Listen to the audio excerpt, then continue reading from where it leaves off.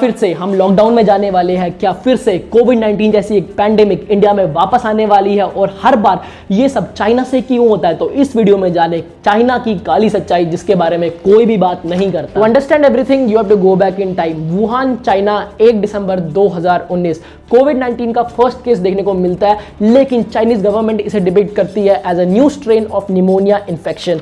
लेकिन WHO को वो इस केस के बारे में इन्फॉर्म करते हैं only after 30 days, that is on 31 जनवरी 2019। और इसी दिन वो बैन करते हैं जाना लोगों का from Huanan seafood wholesale market, जहां पे जाके इन सब लोगों को इन्फेक्शन हुआ था। बट ये न्यूज WHO को तभी पहुंचाएगी जब चाइनीज गवर्नमेंट के ऊपर बहुत ज्यादा प्रेशर था फ्रॉम ताइवान गवर्नमेंट ऑफिशियल्स, जो बहुत टाइम से 2002 से सार्स कोविड वायरस को स्टडी कर रहे थे और उन्हें ये भरोसा था कि किसी भी टाइम पे चाइना में ये वायरस फैल सकता है। Wuhan is closely connected to Shanghai, Beijing and Guangzhou, और यहाँ का एयरपोर्ट भी बहुत ही वेल कनेक्टेड है थ्रू आउट द वर्ल्ड। और इस एयरपोर्ट को बंद किया गया on 23 January 2020, almost 2 months after जब ये वायरस फैलना शुरू हुआ। और जब ताइवान ने 2 एक्सपर्ट्स को भेजा चाइना स्टडी करने के लिए 2 week, second week of Jan में, उनको भी वहां से प्रॉपर इंफॉर्मेशन देने से मना कर दिया। ताइवान के इन एक्सपर्ट्स को बोला गया कि वर्ल्ड न्यूज में कुछ भी आपको लीक नहीं करना, आपको इस चीज पे मुंह बंद करके बैठना है, क्योंकि और इस चीज पे भी उन्होंने एग्री नहीं किया कि इसका पर्सन टू पर्सन कॉन्टैक्ट होता है। ये जानने के बाद भी कि जो मेडिकल प्रोफेशनल्स है उनको ये वायरस लग रहा है even after coming in contact with the patients, पर उसके बाद भी उन्होंने इस चीज पे एग्री नहीं किया।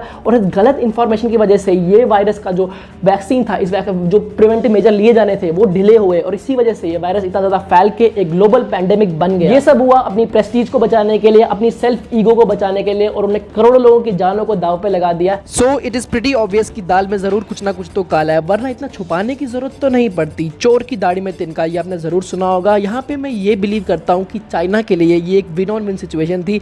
पहला, अपना सुपर पावर का वर्चस्व बनाने के रखने के लिए उन्हें एक बायोलॉजिकल वेपन बनाने की जरूरत थी। अब ये बात किसी छुपी हुई तो है नहीं कि जो वर्ल्ड वॉर 3 होगा हमारी दुनिया में, उसे रोबोट्स, AI के और बायोलॉजिकल वॉरफेयर के थ्रू लड़ा जाएगा। तो उसी को बनाने के चक्कर में ये वायरस लीक हुआ है। दूसरा, जब ये एक्सपेरिमेंट फेल भी हो गया तो चाइना को कोई फर्क नहीं पड़ा, उल्टा उनका प्रॉफिट हुआ, क्योंकि इंजेक्शन की सुई से लेकर हॉस्पिटल की बिल्डिंग, प्लास्टिक से लेकर प्लेन, सब चाइना बनाता है। वो है पूरे दुनिया का मैन्युफैक्चरिंग हब। और जितना भी डैमेज हुआ था उसे रिकवर करने में जितनी भी चीज़ों की लागत आई, वो सारा प्रॉफिट गया चाइना के पास। और सोने पे सुहागा ये था कि चाइना एक सुपर पावर है, तो उनको वर्ल्ड क्वेश्चन नहीं कर सकता। वो है वर्ल्ड्स लीडिंग एक्सपोर्टर मैन्युफैक्चरर्स, और उन्हें उनसे दुश्मन लेने का दम तो किसी में नहीं है, इसलिए उन्हें कोई क्वेश्चन भी नहीं किया गया और वो सारी इन्वेस्टिगेशन से बच गए।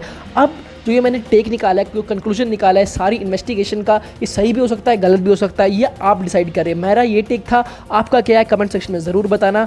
और यहीं मैं इस वीडियो को एंड करता हूँ। जय हिंद।